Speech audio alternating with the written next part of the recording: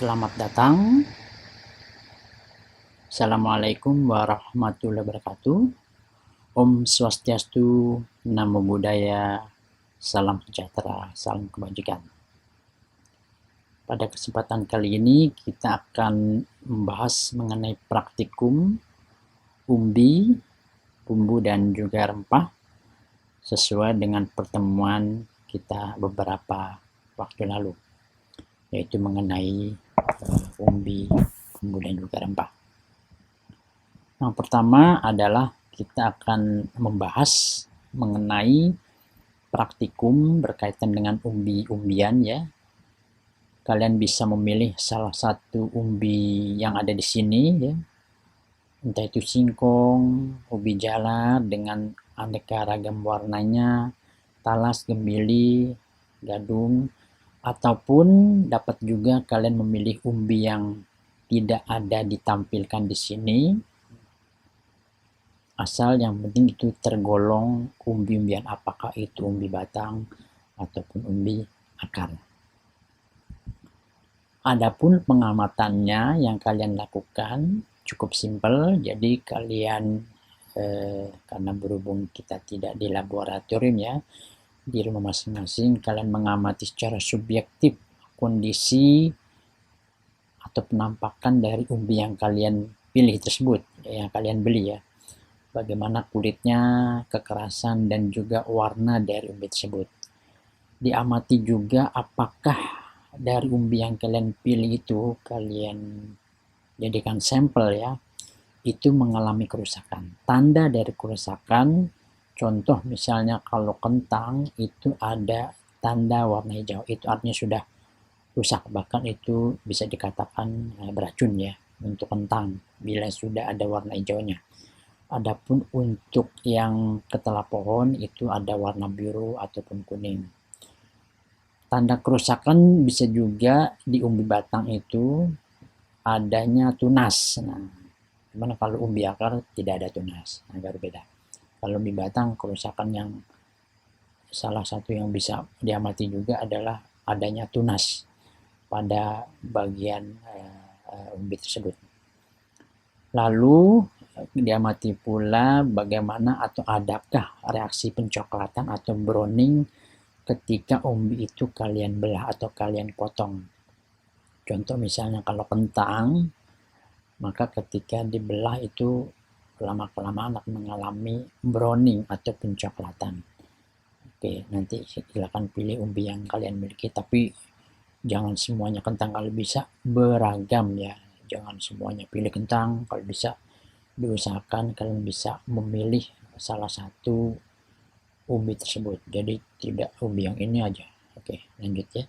Baik, ini kalian amati pencoklatannya berapa lama. Bisa juga nanti ketika kalian amati tidak terjadi pencoklatan sama sekali juga tidak masalah, itu disampaikan saja di laporan ya. Selanjutnya itu tadi motif fisik umbi segar. Lalu bagaimana motif fisik umbi ini setelah masakan? Kalian kupas umbi, entah kalian potong dadu-dadu atau diiris silahkan. Lalu kalian rebus hingga masak, utuh pun juga tidak masalah. Kemudian setelah itu kalian amati bagaimana warna, tekstur, aroma, dan juga rasa dari umbi yang matang setelah dimasak ini. Apakah warnanya berubah? Kemudian teksturnya apakah lebih empuk, kalau misalnya masih segar ya tentu saja keras, tapi kalau sudah matang itu akan lunak. Lalu aromanya apakah harum? Biasanya umbi-umbian akan beraroma yang sangat khas dan enak, kemudian rasanya juga akan lebih enak, bahkan beberapa umbi itu rasanya manis ketika dimasak.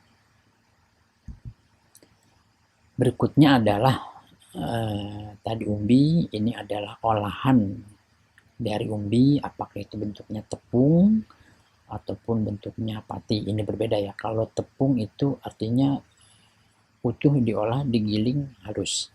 Tapi kalau pati diekstrak patinya. Jadi ada proses yang namanya ekstraksi pati. Simple, cuman diparut kemudian ampasnya dibuang, lama-kelamaan akan mengendap patinya. Nah, kalian harus bisa pastikan yang kalian beli itu tepung atau pati. Kalau misalnya tapioka, berarti pati singkong. Apakah pati kentang, atau mungkin tulisannya kalau tepung itu flour ya, kalau pati itu starch. Nah, nanti pastikan. Kemudian apakah ada itu tepung ubi jalar, atau mungkin juga ada pati ubi jalar. Lalu kalian bisa juga coba cari, pilih pati sagu ya, ataupun pati atau tepung sukun. Pastikan itu adalah tepung atau pati. Selanjutnya, bagaimana pengamatannya untuk pati atau tepung yang belum diolah ya, yang kalian masih beli apa adanya. Dia mati bagaimana kehalusannya secara subjektif, kehalusannya apakah sangat halus dan sebagainya, berdasarkan pengamatan yang kalian rasakan.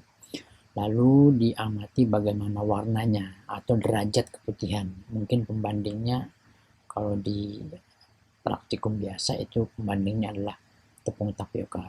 Namun untuk kali ini subjektif saja. Kalian tuh menilainya putihnya bagaimana ya. Lalu aroma dari tepungnya itu atau patinya itu juga bagaimana ya. Selanjutnya, pati yang kalian pilih ini kalian masak ya, dengan komposisi 20 gram tepung atau pati, lalu dicampur dengan 100 ml air, atau istilahnya jika tidak ada gelas ukur mungkin bisa satu gelas. Kalau satu gelas biasanya 250 ml. Gelas aku kan kalau nggak salah 250 ya. Nah, itu mungkin dikira-kira 100 ml berapa. Kemudian dipanaskan sambil diaduk-aduk dengan sendok. Tolong ini kalau di lab itu karena pakai baker gas kita dimasak 15 menit. Mungkin kalau di rumah mungkin 5 atau sampai 10 menit. Dikhawatirkan nanti malah kering gitu ya. Kemudian setelah kalian masak itu mengental ya, kalian angkat, kalian ukur viskositasnya ketika masih panas, dan kemudian ukur kembali viskositasnya setelah dingin ya. Bagaimana mengukur viskositas ini? Ada yang simpel dengan menggunakan gelas.